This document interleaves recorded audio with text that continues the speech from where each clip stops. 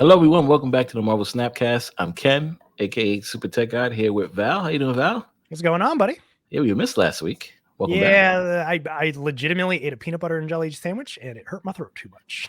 Wow, That is P&J. actually what happened to me.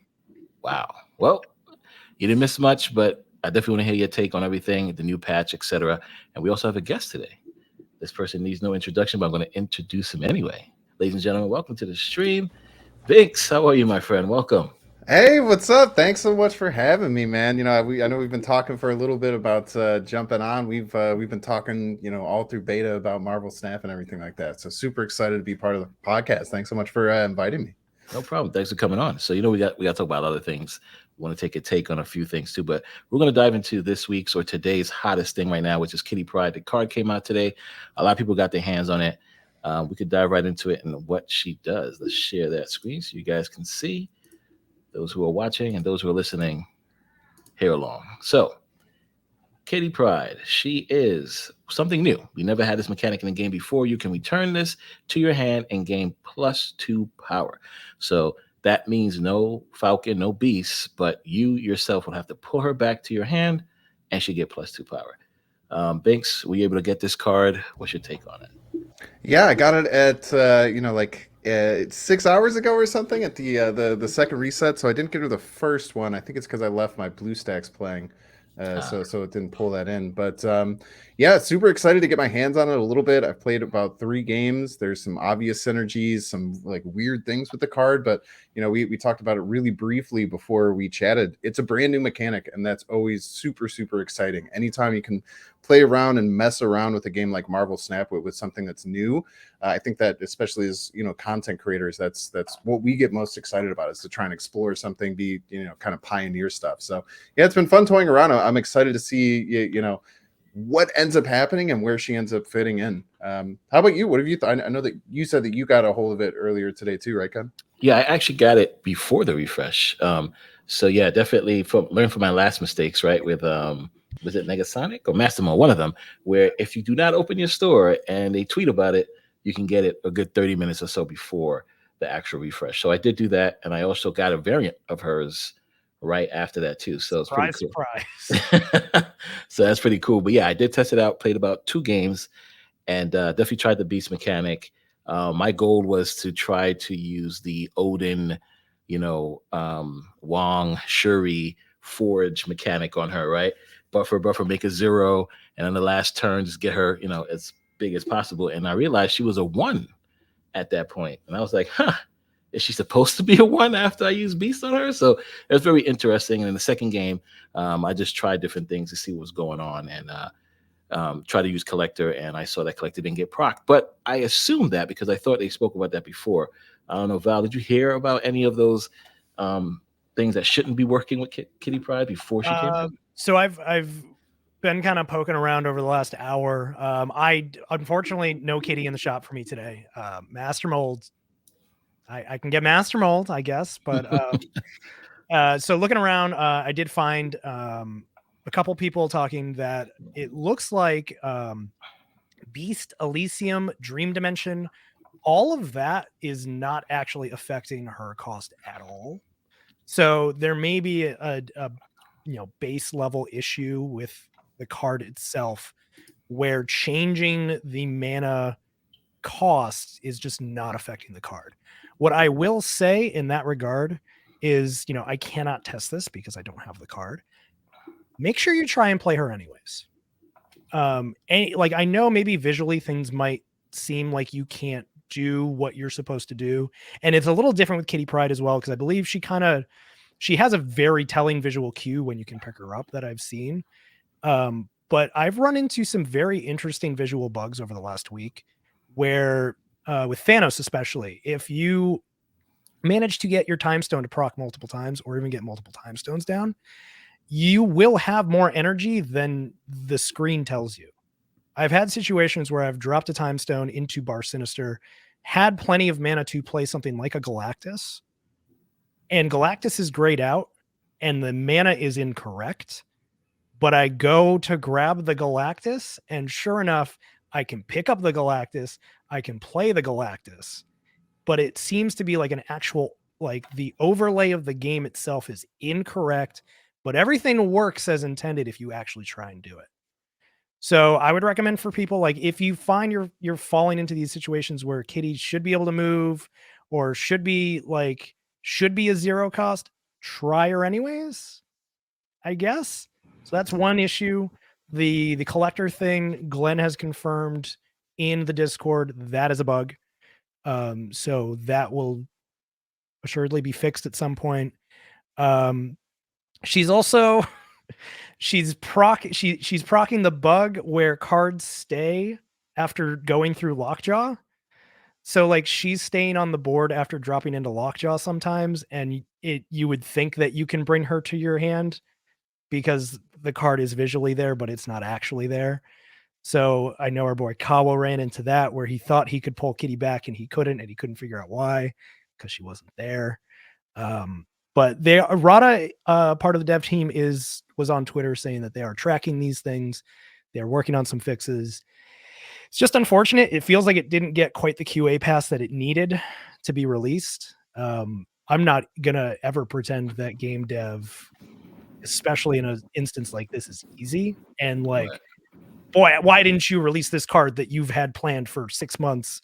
It clearly just like it didn't quite get where they needed it to be, and like you gotta follow a schedule, like known shippable. So the card does mostly what it's supposed to do, but obviously there's some problems with other interactions, some locations. Maybe hold your tokens for now if these are things that you were really banking on doing. But again, can't have the card, can't really confirm some of these things. Yeah, for sure. I mean, sometime tonight I'm going to be streaming and test everything out again and see what's going on, just to make sure, right? Just to see what's going on, and also relay back to the devs, hey, this is what's happening, just to get that feedback from them to see what happens. But I mean, playing this card on stream as much as possible right now is going to be very helpful for the devs. Yeah, exactly. So that's going to be the goal this evening. But yeah, I mean, listen, I totally get it. Cards come out, like you said, they have to follow schedule. I mean, if they want to get a team of us to go and beta test it before the cards come out, I mean, I'm sure all of us here will raise our hand to do so, right? So if you guys are listening, please give us a call about that. Yeah, it's always weird with Second Dinner because it is such a small team. There was always the joke in Hearthstone that it was a small indie company, and everyone always like tease about that when things happen. But Second Dinner is a small indie company. They have to put their resources in the right places, and I will say it is disappointing that there's so many problems. Like, I feel like the community would be totally accepting if like 2 of these things were happening and like maybe like some things, but it's like when there's like 5 different interactions that seems like they just like completely overlooked, then it's like a little bit like, like it's tough. But you can be a little bit more disappointed. I think that it's definitely a lot more valid than other things when there's like small things and people are really upset about it. It's like, it's tough, any company. I think that the criticism is valid of this card coming out and having all of these different problems. But Second Dinner has been pretty good in the past at, trying to be on top of these things and fixing them as quickly as they can. I still think that there's some good faith there. So, maybe a month down the line, if there's still all these problems here and at least not a majority of them have been either fixed or addressed, then, you can raise your pitchforks and everything like that. But, a lot of times you just kind of have to sit back and be like, hey, this is a cool card. It's going to take a while to get through. And hopefully they do have their eyes on it and can make fixes as soon as they can. Right. Use the in-game support button. Glenn has really been driving that home, as much as it may feel useless. I also I think it might still not. No, that's the report button, right? So the report a bug button I think works in Steam. Right. There are situations though where like that doesn't work. Like there's that cane bug where you can just get kind of locked out if you try and retreat before the reset, stuff like that. Go to Discord, drop stuff in the Discord. That's as close to a centralized place for this stuff as we can get. So if you guys run into any of these bugs, please go check the Discord and see if it's been reported already. And if you don't find it, give it a report. And I mean, guys, we have a week left, right? And Hitmonkey comes out. Nobody's going to remember Kitty Pryde. So don't worry about it. Just if you guys can fix it by then, you should be okay. Yeah, that card that nobody was planning on pairing with Kitty Pryde. I know they were, but I'm saying, don't worry about it. That'd be all right. So variants look amazing. I got this one here, so I can definitely let you guys know this one is 700 gold because I got it in the collection level. Nice. That's the Carmen Carrero. Yeah, this is pretty sick. This is pretty good. Um, I love this that wedding variant, man. Yeah, I That want wedding this variant one. slaps, If dude. we can That's get so good. 12, if we can get 12 wedding cards, I'm gonna be like, if we can get Yes. Because they have the Peruvian and death. They have the death Brides, one, right? Is yeah, there we any other I think ones other that's than it. Death and Kitty Pride? I think that's it right now. I don't know I if don't there's know. enough marriages in the No, I don't think MCU so. or I in haven't the seen Marvel any. universe. We have more luchadors, right? We have a ton of those. There are more luchadors coming. Yeah. Yeah. We have a ton of those, but the wedding one is only death so far. But yes, this would be sick. I really want this one. This one looks amazing too, of Yeah, course. middle left I Yeah, like a Jim lot Lee. too. Yeah, Volney's no joke, and this one's not too bad. Jim Lee, he's the one that did the new Sentinels and the Archangel. So Classic. Let's see. Artist. Let's see what happens there. Now also speaking about next season, but first we get into that, let's look at the new location we have coming up. This new hot location should be coming out tomorrow. Let's take a look and see how you guys feel about it. I mean, the newest one that came out so far, how'd you guys feel about that location? Was that Asteroid M? Asteroid M. Yes, Asteroid M. That is correct. Man, and that really screwed with my favorite deck. That seems to be mostly 3s and 4s. Yeah. It was fun with Negasonic. I'll say that was, you could really have some fun there. But otherwise, things got crowded in there, man. Yeah, I thought it was cool. I mean, I think that that's a good one to add to the game. Not as a feature location, it did get a little bit annoying. Yeah. But I enjoyed it. I think that there's a lot of thinking. You know, anything that you have to play this game, especially if you do have a lot of 3 and 4s in your deck. Of, am I going to try and push my 1s and 2s into there and just get this filled so I have options for my 3s and 4s? Or am I just going to let this go? I was playing a Surfer deck when it was there, so there was a lot of thought process you had to go into it. Sometimes it's just on 3, throw Brood in there, and you just get it filled, and then you can kind of do whatever you want. But I think that it's something that's cool when it comes to the rotation. It seems to be a common, so it seems to be showing up just as much as the common locations. Yeah, I'm seeing it a lot, but it's cool. I think it's thought provoking. I think that anytime there's a location where the player who plays more intelligently tends to get an advantage from it, I'm a big fan. So. Totally agree.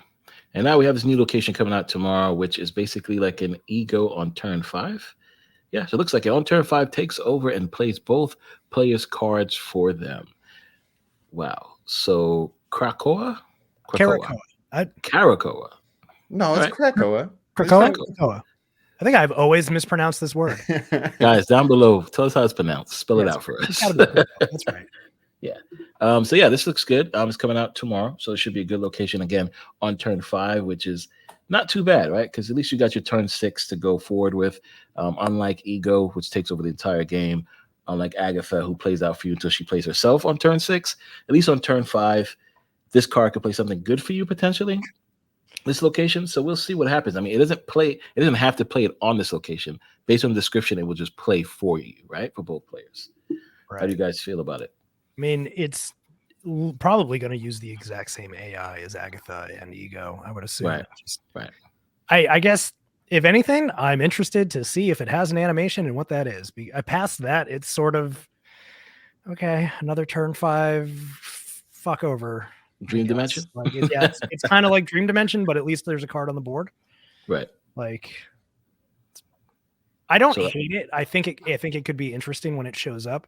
I think I will hate it, kind of to what Bynx said before. I think I will hate this in a featured 50% chance. At least it's not 48 hours anymore, right? Right. That's to me, this is like, all right, what's the best small cost deck that I can build so that I can actually maybe get 1 or 2. Can I get a fucking lizard and a Titania down and at least get some power on the board that might not get too fucked? But will it play 2 cards at a time? I would assume so. I think we'll just do the same as Ego, right? Where it just scans your hand, picks a card, tries to play it, then keeps doing that until it can't do it anymore, and it'll just move all your stuff. So if you have Nightcrawler out, you're losing that move. So here's the thing with Krakoa. So originally it was going to be turn 6, and people were pissed when this got data mined. They changed it to 5, which I think is okay. I think all these locations, people would hate them so much less if you just made it turn 4. Because turn 5 is such an important turn in Marvel Snap. Like you see things like Dream Dimension, which screws over Magic, screws over Sarah, any like Devil Dinosaur decks, all these decks that want to play a 5-drop on 5, just like, well, get bent. You just can't because of this location.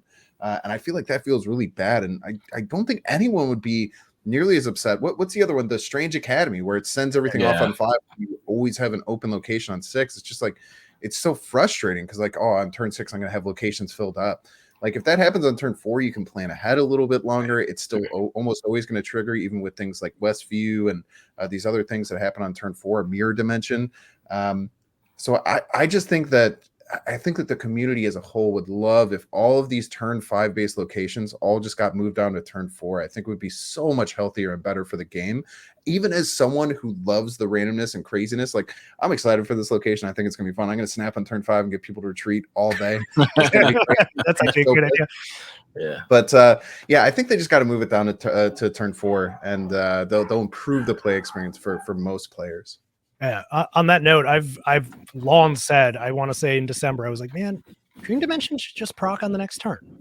And I think the majority of these, like, I like what they did with Sakar, right? Like dropping that like at the end of the turn was a nice fix for that. I think something like Krakoa, something like Dream Dimension, something like Strange Academy could all like they reveal and on the next turn their ability procs. And like at most with something like Dream Dimension, you lose your turn 2, maybe, or you lose your turn. Yeah, you lose your turn 2. Like, who cares? You skip 1 and 2 and sometimes 3 so often in this game that it's not even that big of a deal. It can still screw you a little bit, but yeah, the number of times we've been just screwed out of turn 5 is horrendous. You know, we've got Dream Dimension, we've got Krakoa, we've got turn 4 Leech. It's all there to just screw turn 5 and turn 6 for us. Turn 4 Leech. I like how you threw that in there. Yeah. I totally agree. I mean, we have cards like Magic that cannot be played past turn 5. So why take away our turn 5 from us? That's a very good point. Such an important slot in the deck. Totally agree. So yeah, this is coming out. We'll see how it goes, how it looks tomorrow. Can't wait to try it out. Now, it's been a while. I want another while. Since last week, we had a new patch that came out. Like I said, Val, you weren't here to talk about it. A lot of things happened. Bynx, I know your take on it as well. But first, before we get into that, Bynx, congratulations for making Infinite. Yeah, good job, dude. Yeah, it's cool, man. I think I think I found the best deck I've ever built, and it just kind of like fits this really cool niche right now. And so many people have reached out. They also hit Infinite with the same deck. And Darkhawk deck? Yeah, the Darkhawk Dinosaur Doom deck. It is gross, dude. It's so hard to beat if you get a good line and you're just staying super proactive. The only thing it really beats is Perfect Curve Shuri, which I mean you just take Ellis to that all day at this point, right? But yeah, thank you, man. It's it feels really good. It feels I feel a bit vindicated in a lot of things, so I appreciate that. Yeah, you didn't need to go Infinite at all, you know that, but yeah, I'm happy you did do it. Happy to make it. That's amazing. So yeah, speaking of which, so now they give an additional 5 ranks every time you get to that top level rank. How do you guys feel about that? How do you feel about that change, Bynx? Is it something that helped you get to that level? I mean, I struggled regardless. I still got that extra 5 at 85 and dropped to like 79. So it didn't really help me much, right? But how do you feel about yourself climbing up the rank? Did it really help you get those additional 5? Yeah, so I mean, I went all the way down to 38 this season, so I was in the dumpsters because I took a bunch of time off in February and only got up to like 78 was where I ended the season. So I went all the way down to 40. And I was like down all the way. The lowest was like 38 or 37. So it was still a huge climb, right? I mean, when people say it's 5 extra ranks, it's really only 4 extra ranks you get because you used to get 1 rank and now it's up to 5. I think that I don't know. I wonder if there's a happy medium. Maybe it should be 3 or something like that because 5 does almost feels a little cheap sometimes to like jump that far ahead. Like I don't know. It doesn't. The one thing at the beginning of the season, I was like, man, I really don't want this to be the season I hit Infinite because I feel like people will just like invalidate it in many ways. And it would just be annoying. But I feel like there is going to be that kind of thing. So like, honestly, that's the only thing that I would worry about is that bad actors will just like use it as a way to just be annoying and invalidate people who are hitting infinite this season. But I think there's probably a happy medium, maybe like 3 ranks. It feels nice to get a little bit of a boost, but they probably have to find somewhere in the middle where it doesn't like feel like you're just getting like flown up the ranks for no reason. Yeah, we just speak about this. I felt you should stop at 55, right? Then everything else you got to go straight. Get that 1 and continue. Interesting. Some people said to 90, right? Valve, I think you mentioned after you reach 90. Cozy and Alex had that idea. Yeah. I really like that. At 90, it's just make that grind, baby. Yeah. Make that grind. You gotta earn that last bit. Because that's where the last big reward is, right? Like you get that gold, perfect. Like I hit 90 this season. I got my gold. I'm happy. If I don't hit that card back, that's on me. That's fine. Right. Right. Yeah, I had struggled. So to let everybody know right now, those additional 4 does not help. It does not help. Yeah. I struggled still, and I started at 8. Help. Let's say it this way. It can help, but play in moderation. Yeah. Don't get tilted. Don't lose those cubes like some of us might have.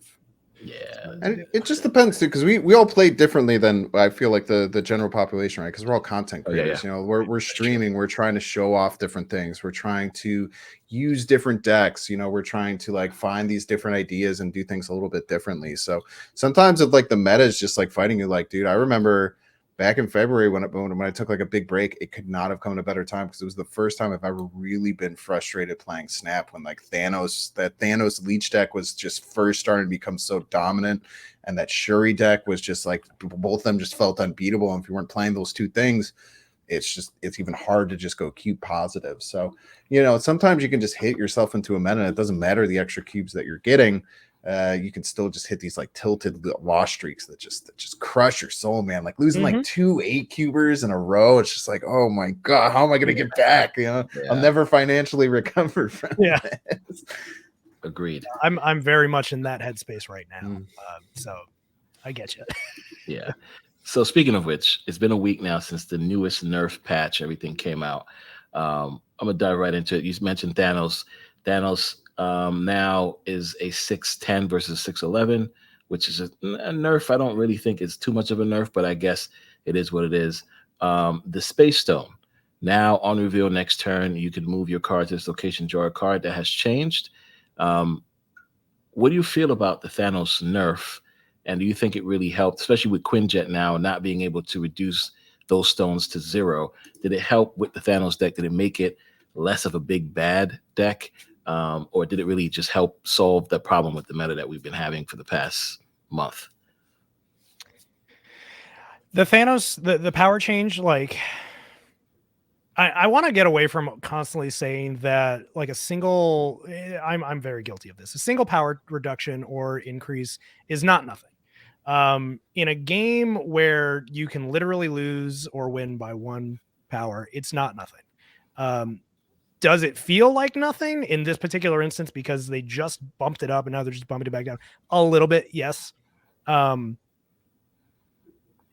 especially, I feel like it feels more like nothing because of how little that card is played.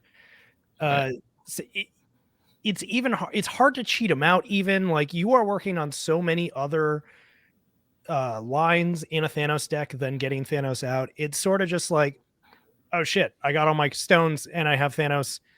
Okay, I got Thanos. I'll play Thanos. So this is one of those few times where I will say like it sort of doesn't matter to me personally. Space Stone, huge.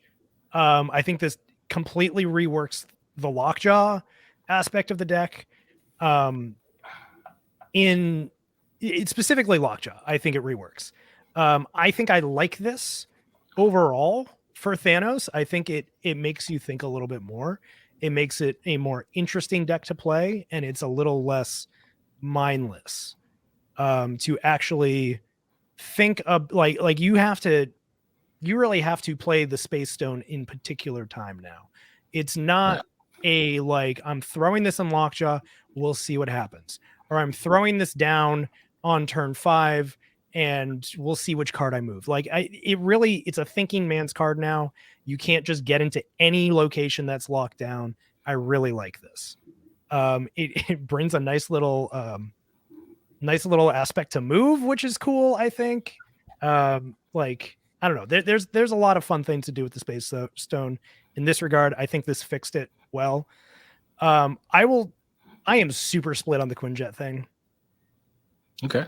I think the Quinjet change overall is a net negative on the game, while for the longevity of the game, a net positive. The creep that energy cost can have when you reduce it down to something like 0 is super, super dangerous as we start to fill up on cards that have just like very powerful one cost cards that, like something like Maria Hill. Like I'm super sad that this fucking kills the Quinjet Maria Hill interaction. But at the same time, if you manage to pull something like an Ebony Maw or just anything with high value, high power out, and it's just 0 cost, even as much as I hate to say this, even the Hood and the Demon, like having a 0/6 is a huge swing that you can utilize anytime in the game as long as you hold on to your Quinjet. And it's not that it's unfair, because you are playing a sacrificial card in its place. A lot of times you're taking up a space with the Quinjet. It's sort of an unfair swing, I think, when you're adding a card and it becomes completely free. I'm going to miss those interactions. And I overall think this is not the way you fix Thanos. If you wanted to do this with Quinjet on its own in a different meta, that's one thing. But I think to utilize this as the fix for the stones in Thanos comes across as lazy. I hate that word. I hate the lazy devs argument, but it comes across as lazy design-wise, because your argument is, well, you didn't put the stones in your deck, so they don't start in your deck. In my response to that is, motherfucker, I put Thanos in my deck. I put the stones in my deck. Like, I don't like that argument personally. I think that's kind of bullshit. So I hear you. I hope in the future sometime they kind of synergize those cards, make Maria Hill work with Quinjet that way, right, because she's part of Shield, right? But still have Quinjet not work with any other card. But either way, Bynx, how do you feel about that nerf between those cards? I think that it just brought Thanos down to a level that is beatable, and it's still strong, which is how you should nerf things. So I'm actually really happy with it. I think Thanos is still one of the strongest decks. It's still probably a top 5 deck. There's actually probably multiple versions of Thanos that are in the top 10. But Thanos is a really cool card that a lot of people are excited to get. It feels cool again to play Thanos, you know, like it felt unfair, and like I felt like everyone felt bad playing Thanos, and people would just murder Thanos players and just like say terrible things, which I don't think you should do with any card, but you know, card game communities, what are you going to do?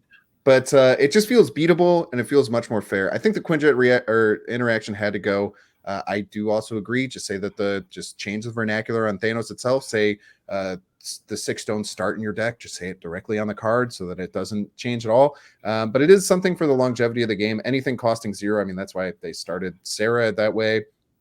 I think that's like a big reason. You know, mana cheat's just terrifying in games, especially when it goes down to 0. Just like you said, Val, that was very, very well put. And it is good for the longevity of the game, but it didn't do any. It wasn't there yet. They could have waited. And I feel like that's how most people feel. But, you know, sometimes you just want to take jumps like that and you know, see how it shakes up the meta. By the way, Maria Hill, most underrated card in the game, even without the Quinjet interaction. So put her in your decks if you want to win games. I think the card is super, super good. And I get roasted about it all the time. And I just keep winning with the card. I want to put it in I want to put Maria Hill in every single deck the more I play her, man. Oh, we got you muted, Ken. Oh, yeah. So the other card that got nerfed was Red Skull. Red Skull went from a 5/15 to a 5/13. And now I feel bad for the Red Skull, because I mean, at this point you cut his power down by 2, but you still only let him do +1 power. I think it should have kept it both at 5/13 and still allowed the +2 power. When you do the math, I did understand that it's not fair, but that's the nerf that they did to combat the Shuri issue that people think we have? Because I still believe Shuri's not a problem. But how do you guys feel about it? Really? Yeah, I don't He's think a Shuri's Shuri. He's a Shuri. Like, come on. he just loves to touch his Shuri. That's all it is. Yeah, come on. Let me hear your thoughts, guys. I think Shuri's a huge issue, but there's no solution. I've talked about this a bunch of times. There's no way to fix that card without killing it. There's been a couple of suggestions I think are okay. People have talked about like rescue, where you have to play it on the Shuri. That makes it so you can't defend it with Cosmo. Makes you a little bit more vulnerable to Shang-Chi. I think that's an okay idea.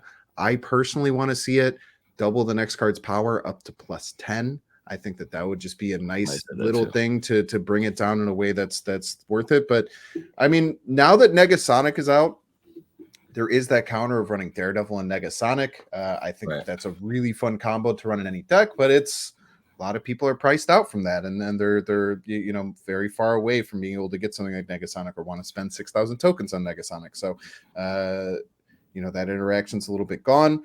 I kind of wish that they. It's hard because I love the Taskmaster interaction where if you killed a card, the Taskmaster could still copy it. And the same thing with like Mystique and Absorbing Man. I don't know if that was right to change that. I guess it kind of makes sense, but it also feels like I just feel like a lot of cards caught strays, man. I feel like Quinjet caught strays. I feel like Mystique caught some strays, like Absman caught strays. And like, honestly, dude, the biggest thing with the Red Skull right now, that card's like almost just good enough to just put in your deck. Like the card is, even when they have a full location, it's just a 5/9, which is like, it's really good. It's an abomination, right? Like, the card seems kind of nutty. I feel like it was kind of like a buff outside of just that pure power that can come out from Shuri, and outside of like negative Iron Man Mystique coming into the meta a lot more. Like you just really, there's nothing that can compete with that power output that Shuri deck when it gets her line can do. So I don't know, man, it's tough. I think that they need to keep adjusting Shuri. I think that you just keep popping down power here and there.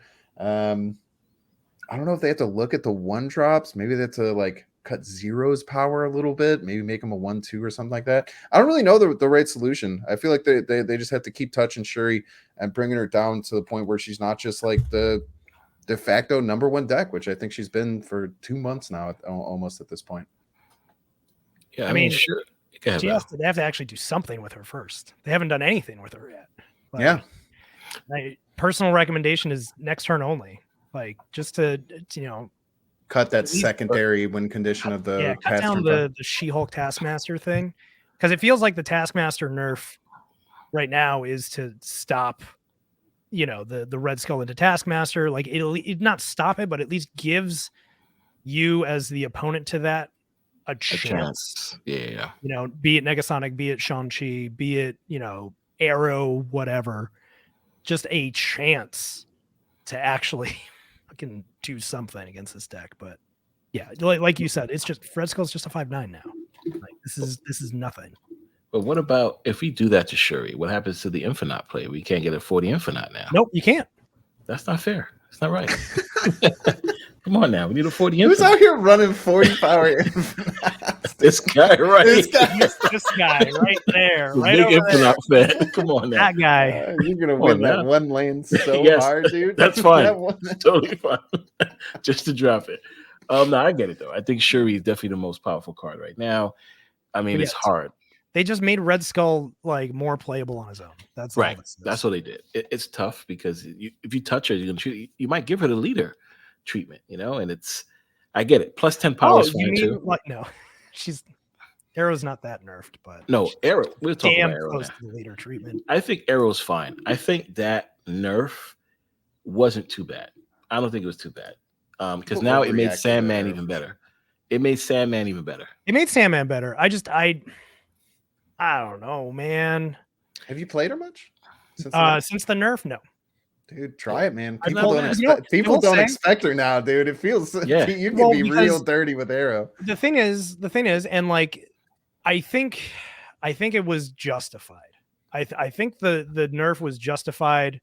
I don't love what they did with it. I think I would have liked to see changes done in succession of like I would have liked to see them try cards in order first. Same. Okay, I agree. said that for I agree with months, that. dude. For Like- months, I was saying that. Cards in order first, and if it's still a problem, move it down to 1 card, move it down to 2 cards, whatever. And like, I think as a player base, we can be trusted to understand that interaction, and I think it makes it a better card to play against, because it gives you that extra like 5 seconds of, oh shit, if they play arrow, okay, I need to play this card and then this card so that this moves into this lane and this still hits here. And like, you still kind of are doing that, right?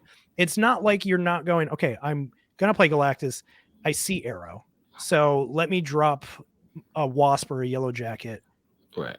outside of this, let that move over to this lane. Clearly it's going, like, it's still there, you're still doing the same thing, but for them to say that they don't really trust the player base to get that, and that's why they don't go in that direction, bums me out.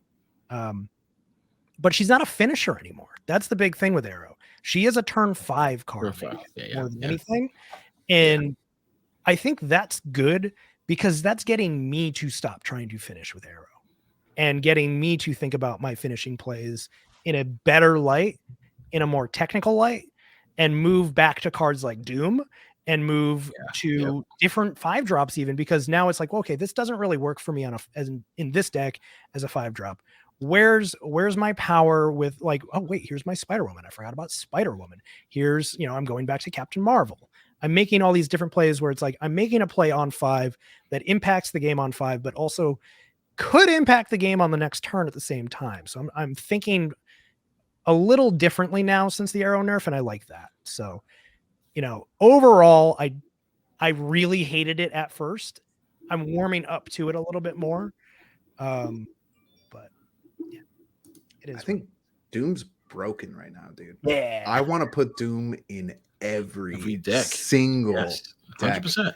I don't think the more I've just been thinking about it, I don't think any deck, like, there's a few, right, like, that would really want to synergize, but having that option on turn 6, especially in decks where you're not expecting it, is devastating to get those big 8 cube wins that are the best way to climb, Absolutely. Agreed. What are your thoughts on Erica? Sorry, I didn't want to change the subject. Oh no, you're good. No. I spoke about it already. She's definitely a great turn 5 turn card now. But again, if you have Sandman, she's still a turn 6 card now, right? Because you can play Sandman and play her, help you win that game. But again, you put in a deck with Electro, Sandman, Arrow, and Doom. Any other cards you add, you should be fine. Because at that point, Electro, you could play Sandman on 4. You play Arrow on 5, you play Doom on 6. Or Doom on 5, Arrow on 6. Yeah. I think the nerf is fine, but I totally agree. We've all been saying, I think she should have put cards in order. It would have been a little bit better, but this nerf is not too bad. I thought it was going to be worse, but when extra power feels really good too. Like that one little extra power has made some differences, man. She feels more she can compete in that lane where she's pulling things too, which is why she's stronger in turn 5 now. It's cool. Correct. Totally agree with that too. So, that's how I feel about it. But yeah, we definitely spoke about Mystique, Absorbing Man, and Taskmaster taking that hit. Kind of sucks for them, especially Taskmaster. But yeah, I see the reasoning behind it, because again, when I was running a Red Skull deck, I was like, oh yeah, I'm not worried. We get a nice big 30 Red Skull. Somebody Shang-Chi that, Taskmaster will take over. It's totally fine. It's another one of those, like, longevity of the games feeling better as the opponent who's playing against those cards. It feels more fair. It feels more balanced. It sucks to lose, but I think it makes sense overall. I'm more bummed about Mystique and Abs Man, honestly, than Taskmaster. Yeah. And then we look at Leech, right? This is the card that I think got a buff, right? Because now Lockjaw cards that were Leech remain Leech. This is the card that a lot of people were complaining about, even back when the leader was the problem. Leech did not get touched. I'm not sure if they plan to touch Leech. I don't think so. Is Leech a problem? I believe so. We spoke about this a lot. I think if they just make Leech, like we said, a 3 costs or 4 costs, and then it will buff also Crystal at that point. But now... Yeah, now the fact that they allow those cards to remain Leech, Crystal is now a non-essential card. Me, man. You had you came up with the most beautiful plan to make Crystal great. I won't say again because she never was, but make Crystal a great playable card. I know. and they You just nailed it, and they just threw that out the window, man. Still would have So been dog water. Then. But it would No, have but been fun to I'm do. gonna got say plays, it still though. would have been dog water. Yeah, got but it would have plays. been a It playable would've got- ish yes. I With Absorbing Man too, right? You would have got plays. Crystal and Absorbing Man. It would have been a good We'll time. just keep Hey, man, shuffling the Crystal- deck. We have get Crystal 7 gave power me- on turns 4 and 5. You know, There you go. easy. Crystal gave me a killer play on the Cerebro Agatha challenge last week. So I got her one play in for the year. I'm happy with Crystal now, I guess. Man, I So- still got my so- Dan Hip Crystal jump scare waiting for a deck that can use her. So Oh I don't my know, man. gosh, I guess jump yeah, scare. I got I that guess thing when an idea foiled like out. that does come up, maybe I'll give it a try. You got it foiled out. Stop. Yeah, I split that thing to infinite, and then I just kept trying to queue into Mr. Metal while he was Wow. screaming and play Crystal with Agatha. That's It never amazing. happened, but it was worth That's it. hilarious. But Biggs, what card do you think needs to get buffed? One card right now. Black Bolt, make Black Bolt discard 2. Yeah. Make Black Bolt, bring its power down 5/6, 5/7. Make it discard 2. Make a cool, mean, like Screaming. opponent discard deck with like Wong and the Black Bolt, and just ruin people's days. Make it impactful, man. Because I love Black Bolt, dude. Black Bolt. I've really come around on him. Anytime there's like a featured location or a hot location where Black Bolt's like good, like Lamentus was a good example because everyone's just running death. You just discard their death. You know, anytime like Deadpools are running around because of a location, you could throw a Black Bolt in the deck. I think course, like it is changing fair. it so it discards 2. Maybe that's overtuned. Maybe it'll then be another toxic leech-like card where people just like hate, like, oh, Wong on 4, Black Bolt on 5, you know. But I'd like giving those cards a chance to be impactful because, like, I think that would be badass, dude, to just have like a way to just like nuke your opponent's hand and be like, all right, well, top deck on turn 6, get wrecked, you know. Dude, my favorite thing right now is just wave into Black Bolt. Like, if you can hit it on 3/4, it's beautiful. If you have to do it on 4/5, fine. But it feels so good. Like, if I can read a Galactus deck, it's like, okay, I don't need the wave. I'm just gonna hit the Black Bolt, take care of your death. But if you can't read it and you can just hit that juicy fucking card that they want on 5 or 6 with the Black Bolt, man, it feels so good. And stature to follow up. Yeah, maybe just make it a random card too, because like the lowest card is like kind of cool, but it's very situational where it's actually a positive for you. Yeah. So maybe even like make it just a random card, I think would be maybe a good starting point. But I think they should touch that card and see where it fits to the point where it can actually find some play as a disruption tool because it's cool. And I mean, Black Bolt in lore is a very crazy, awesome, like kind of like almost like on the good guy side, like a big bad, like kind of like a Professor X type character in Marvel lore, and like having that card actually be impactful in Marvel Snap, I think would be Definitely really cool. deserves some sweet visual effects too. Yeah. Oh yeah, have him scream like at the a- hand. Yeah. Like a layer of like voice lines coming 100%. out. Like, yeah. Agreed. What Just about says you, Val? no. I was trying to think of this earlier, and I honestly, I don't know, dude. Nerf wise or buff wise, Rogue. I would like to see Power? Rogue have a little bit more power, I think. Yeah, makes sense. Yeah.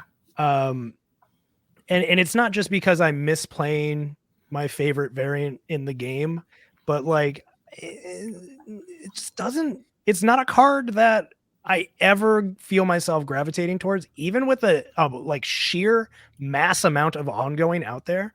And even maybe not power. I think she might need a mana reduction, but Yeah, makes I sense. think she should be 2. I do.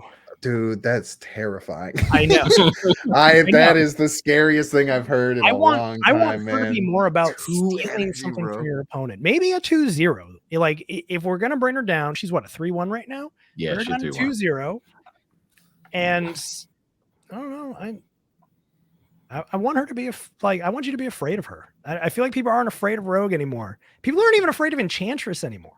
No, Enchantress will get no love. It costs 4, man. It's too expensive. Yeah, that's Exactly. So okay, I want a little bit of love for like dealing with ongoing in general. So maybe it's Enchantress that gets it instead, but I think we need a cheaper option to take out ongoing, because ongoing is coming out so late in the game that it is very hard to counter it. It tends to be game ending, game winning. I kind of like the idea of making Enchantress like the same stats and everything, but make it an ongoing card. so that you can deal with Cosmo, because Cosmo has no counter right now, which kind of sucks. Correct. Well, aside from Nega, but like you gotta hit it. Right? Yeah, Negasonic, I suppose. But yeah, I mean, it's just or I guess Gambit. You know, there's different things like that. But there's no like pure counter, and I feel like having I don't know. I feel like having like Cosmo just not being able to stop either of those. But then, yeah, because then you could like Rogue could deal. Okay, dude, it would be like a rock paper scissors because Rogue could deal with Enchantress, right. Enchantress could deal with Cosmo. Cosmo could stop Rogue. So it'd be kind of like this cool little thing that would happen. That makes sense. Let's see if they it buffs her too, because it stops future ongoings as well. Sorry, I'm gonna cut you off, but yeah, it kind of adds a little bit to it. Hell yeah. That makes a lot of sense. I think that should be the case. That'd be great. I mean, you're right, because Cosmo is definitely a big, huge problem right now and out there in the meta. So let's see what happens. Buffs. I mean, listen, there's a lot of cards I think that needs to get buffed, to be honest. You know, Crystal definitely needs to get a buff. I'm sorry. We need to start using Crystal. Put some respect. Give her 4/6. See what happens. Yeah. Give her 2 power and see if people will play her then. They might. It'd be cool. Yeah, they might play it. Come on, they might. They should be able to do it. Yeah, I mean I don't see too many cards right now. I think that needs to get buffed. Besides some of the cards that have no abilities, but of course we have the card coming in the next season after this that will be amazing. I can't wait for that mechanic. I wish we could. I honestly wish we could skip this season that's coming up, Hitmonkey, and just go straight to Guardians of the Galaxy. I'm sorry, that's how I feel. I'm excited about Hitmonkey and Baby Jeff Shark to be able to go to move to any lane. I'm totally fine with that, but everything else I don't really care about. But I can't wait to see what happens. But yeah, those cards like Cyclops I think needs a buff, right? You know, make them a 3/5. You think? Yeah, why not? Yeah, I think they could probably go like Cyclops through 5 thing 3/7 or 4/7. I think that would probably be like totally fine for the game. Yeah, I totally imagine why that would be bad. You know, person, does he deserve it? Does he deserve it? Of course. Come on. I think he's in the perfect spot for being Cyclops. You know, wow. Are you just a Cyclops hater? You like Scott Summers? Yeah. Anybody named Scott Summers? Sure am. I sure am a Cyclops hater. Wow. No Scott Cyclops Summers. Did everything wrong. He's a bit annoying in like most of the things. He's kind of a douche. He's like more holy than thou kind of dude. Oh yeah. Wow. That's how you feel. Okay, yeah. Well, there you go. Scott Summers. He's very eye for an eye, you know. I like how you did what you did there with that. But yeah, I mean, I definitely want to see the game get more buffs than nerfs. I mean, we've been going through nerfs nonstop, and I think we get some more buffs. Like the last buff, like actual buff, without also being a nerf. You know, Wolverine. Yeah. Okay. There you go. Those are good. They also, I mean, they had a really good flurry of buffs recently. I mean, they did the little tiny Spider Woman change. Yeah. There was a bunch of things that just got the hazmat up to a 2/2. Yeah. There's been a series of buffs that they've done where they've just like raised things just enough where they feel a lot better.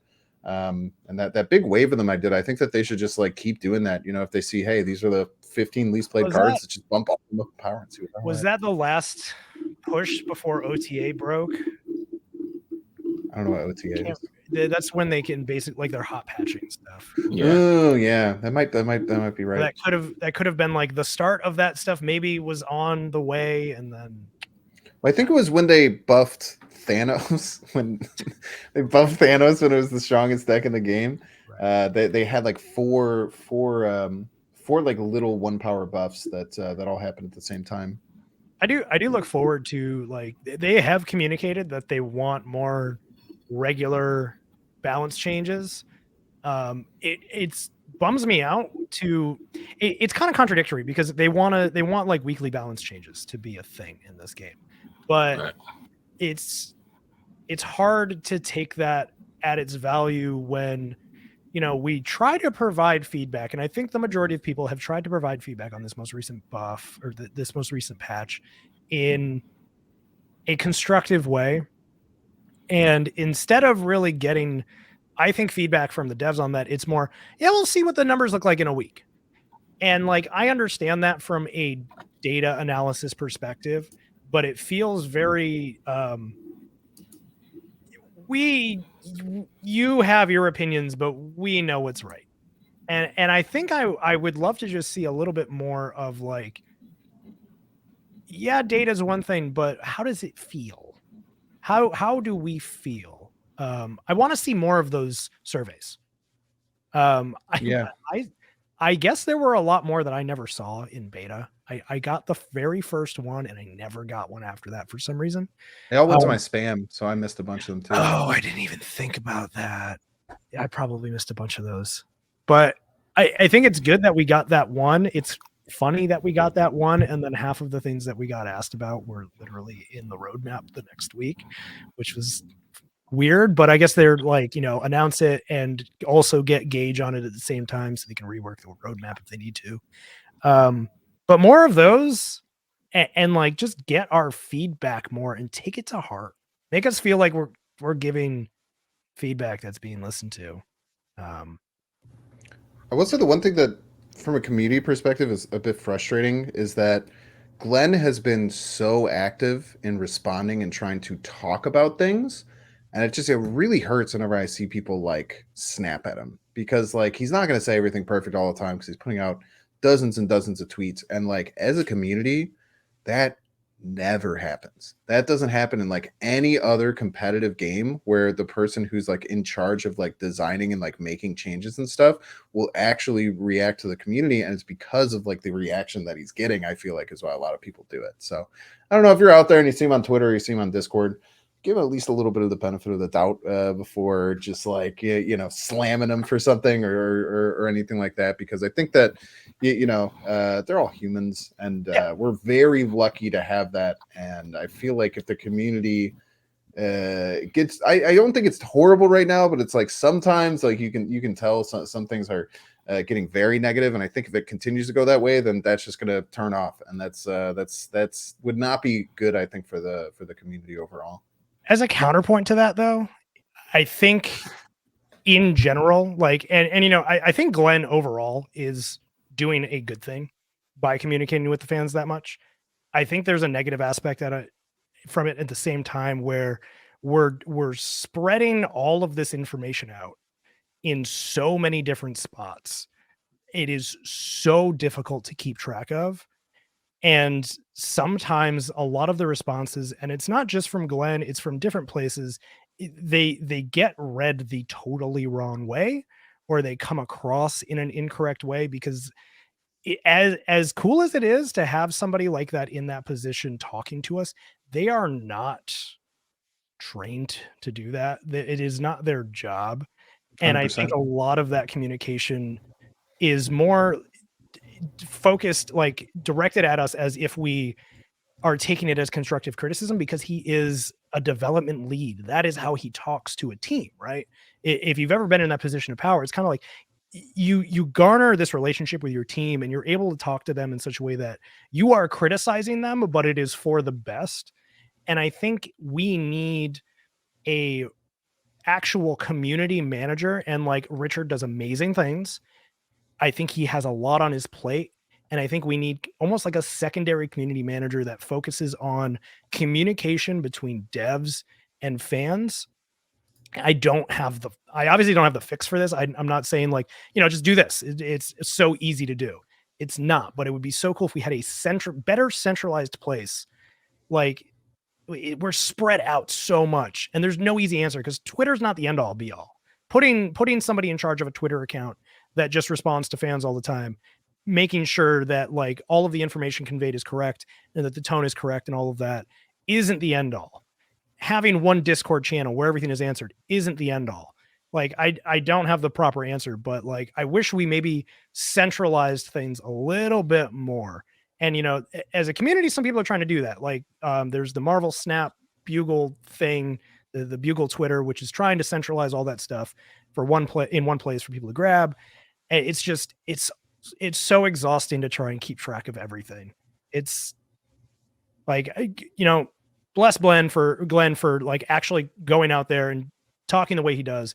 But at the same time, like, when you go and you block content creators and stuff from your channel, when you're the one that's like releasing all of this info, regardless of whether like things were misconstrued one way or the other, like that's even more of a bummer in my eyes of just like, all right, yeah, it's your personal Twitter, but like, if you're going to be a face for the company, you got to have thicker skin at the same time, especially when people are just disagreeing with you and you're blocking players and fans of the game.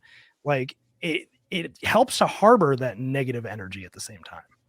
Do you think any of those were just from disagreements or from? Oh, not absolutely not. Yeah, like, okay. Because I'm not saying that every person that got blocked by Glenn is like 100% like. I'll hold my tongue on who I might good compare that faith. to. Like there's definitely bad actors in that category. Sure. And Yeah. like you can't just like take people who come into somebody else's Twitter and say, I also got blocked by Glenn at face value, but like you also can't totally discount it.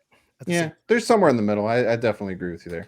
I just think I wish we had a more centralized place. Like even if it was Glenn on a different Twitter account. Right. You know? I get that. Speaking of which, daily bundles. Hot topic. How do you guys feel about daily bundles? The new ones have been coming out. I mean, of course, we all love Token Tuesday. I'm sure we all love Token that. Tuesday is great. My favorite day of the week. Right. We're using our gold to purchase these bundles. Now, they have some new bundles that came out. The $1,000 tokens for $20, the $5 for a couple of credits, et cetera, et cetera. What do you guys feel about these daily bundles? I think it's tough. I think I have a conflicting opinion to most of the Marvel Snap community in this, because a lot of people are very angry whenever they see anything like this. I think so we were at the point where there was no bundles or anything. All you could do is pay the gold to get the credits. That's all you could do. Then there were some bundles. Then some of them were an incredibly good deal. Some of them were like an okay deal. And now they're trying to just have bundles like always available at varying rates. Now, I think that they should probably have it make more sense, because some of it is wild how like vastly like from an efficiency standpoint, some of it makes sense. Like maybe it should be a bit more like roped in, but I think that as a community, having options is always a good thing. We live in capitalism, and Second Dinner has to make money, and they do some things that are very capitalistic with how they provide some of these bundles, where some of them they're kind of testing the waters on what people will do. They're gathering that data and they're seeing how they can make the most money. That is how mobile games work. And whether we like it as consumers or not, we have to understand that we have a full consumer bias, whereas they have much more of a business bias, where they're still trying to connect with their consumer and their player base. I think that it's really interesting, and I think that there is a consumer bias that people will refuse to admit, because people will always come into my stream and say things like, I think that a bunch of cards should like not show up in Series 5 and go directly to Series 4. And I say, of course you think that. You're a consumer of this product. There's no reason why you wouldn't think that, because that makes the game cheaper for you, and therefore you will always do that, and everyone else who is also a consumer will also agree. Now, it doesn't mean that that's not a valid concern and something that should be looked at, but I feel like people completely abandon that bias that we have as consumers of a product. And it's tough. I mean, I think that it's a nuanced decision. I personally don't mind the daily bundles. There are additional things that you can buy or can choose not to buy. Same thing with the Pro bundle. And they even listened to the community feedback and started moving bundles to the bottom of the store after a couple of days, which was something that people were really upset about. I personally don't think that daily bundles, things like that, are a huge deal. They should probably rein it in a little bit, and I'm sure they will once they kind of gather their data and see what people are willing to pay for various things. But I do think that just the raising of pitchforks is something that happens in a lot of gaming, and especially mobile gaming communities, that I just personally don't really think that I want to put my effort or energy into thinking about it. If I want to buy the bundle and I think it's a good value, I'll buy it. If I don't, I don't. And I don't care too much past that. Yeah, no, I totally agree. Yeah, very much in the same boat. It's don't buy it. If you don't want it, don't buy it. Right. These bundles, the daily bundles are the Pro bundle broken out. Right. They're broken down into little chunks. They're literally looking at the data on how many people are buying the Pro bundle, and they're going, "Oh, it's too expensive." All right, we'll break it down. Same value, same dollar cost per credit or gold, whatever. Throw some tokens in there, whatever. Don't buy it. And like, if it's too much money, then like you can convey that you think it's too much money, but I think you nailed it. Remember that the company needs to make money. Yeah. And like, you know, if that's not where you want to spend your money on the game, spend your money where you want to. If you really want tokens, go ahead and buy some tokens. Right. I do think it's funny that we are allowed to buy tokens now, because maybe I'm misremembering this, but I was fairly certain we were told like it was not going to be a thing. Like tokens were not going to be purchasable for money. Maybe they mean like specifically in like a 1-to-1 money for token transaction. Or just have it like it is in the shop where you can buy the gold. Yeah, I think I'm starting to think now they really just meant like it won't just be purchasable in the shop all the time, which that makes sense. If that's, you know, a more rare currency case. Case by case. Like I think some of the bundles are definitely like a little too rich for me to ever think about buying. Like the $20 bundle that happened over the weekend, ridiculously expensive for my taste. I could see if I'm really a free-to-play player at this point. I've moved in that direction. I might buy season passes going forward. I might not. I could see myself, if I really, really wanted a card and a bundle like barely put me over the edge token-wise, I could see myself breaking, and I could see the average consumer breaking. I think for the most part, these are actually somewhat healthier in that I don't see your average player seeing the value of buying every single one of these bundles. And I think it's a little bit of a lesser of the mobile evil of reining in as much money from the consumer as possible. It's gonna find a way to cherry pick purchases from your average customer. You'll hit them on a good day and they'll buy a bundle. I don't think this is as predatory as it could be. So I think this is a decent direction for them to move in. And I think you're right. As they see what people do buy, they'll find that sweet price point. So yeah, I mean, I agree. I said the same thing. I mean, I asked people in the Discord at what, you know, how much were you willing to spend for 1,000 tokens? Because, you know, those are the most scarce items to get. So $20 for 1,000 tokens plus additional credits and gold, you know, to me might not be that much, right? Because especially if you want to get 1,000 tokens to get Thanos, so 1,000 tokens to get another card, you'll spend that $20. So I think, again, like we're all saying, it all depends on you, what you need to get, right? If you're not trying to buy anything, why spend the money?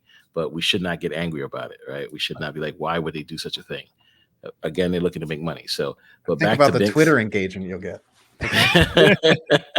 Back to Bynx statement about cards not going to Series 5. You think Master Mode should be a Series 5? Well, I mean, of course, I want everything. I would love if they gave me all the cards for free, right? You know, like I would love to just log in and just have all the cards show up. But yeah, I mean, I think that there's like validity to not having things in Series 5, but I more use that as a metaphor to understand consumer bias, because it's something that people don't like want to pretend doesn't exist. I mean, I think that overall the game would probably be helped by putting more things into Series 4. I mean, they already like put, for if you're not in Series 3 complete, they put like token acquisition on like turbo, like for you right now. You know, they are making changes that make it better. They are still moving in the right direction, which I think is what people want, but so many things just get overlooked.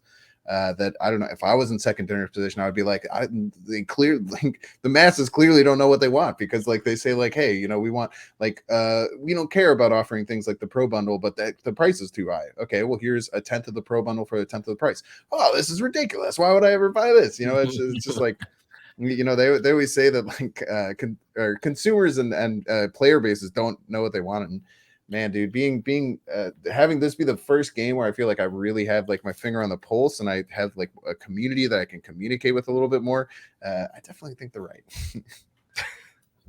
That is very true. Based on what we're seeing, I totally agree with you on that. But yeah, back to that. Definitely agree. I think secondary needs to make their money. They're doing their job. They're doing a great job. I'm very pleased with the game. We definitely need to change some balance patches for sure. Get some things in order. But other than that, I think the game is phenomenal. Having a blast still playing it. And I know you guys are as well. Us being content creators and streamers, it's a fun game, right? It gets us to that point where we play it more than the average person. So, of course, we have more knowledge to say what we think should be right or wrong. But yeah, it's definitely fun to see the masses go out there and raise those pitchforks and just get upset about everything. But either way, if you guys have anything else you guys want to talk about, here's your chance to say it. Good? Oh, I will say, Bynx, your destroyer on the opponent's side. Oh, yes, that video. Shit that you pulled like 2 weeks ago was absolutely amazing. And it led me to try and leech myself in like a very similar like a very similar way without leech activating on my opponent, but still getting the leech to go off on the other side and only hit myself. I never managed to do it. Bots kept blocking me, which was that's hilarious. But absolutely top tier. I love your wacky shit. Good job, dude. And you still hit infinite doing shit like that. Yeah. Yes.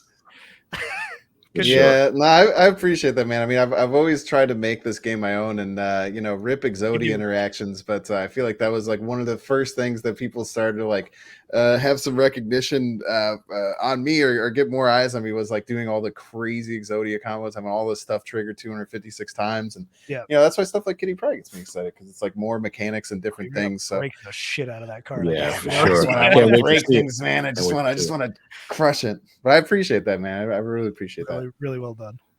Agreed. Yeah, Bynx. And again, I don't know if people know this. I say this all the time, especially in my streams.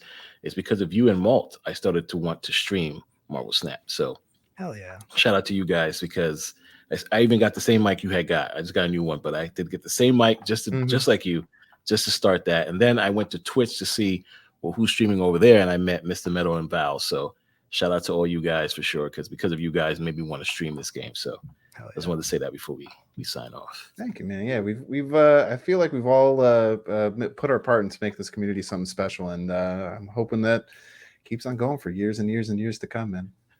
Yeah, for sure. All right, guys. Thanks again. See you guys in the next one, episode 23 next. Yes, sir. Thanks, guys. Later.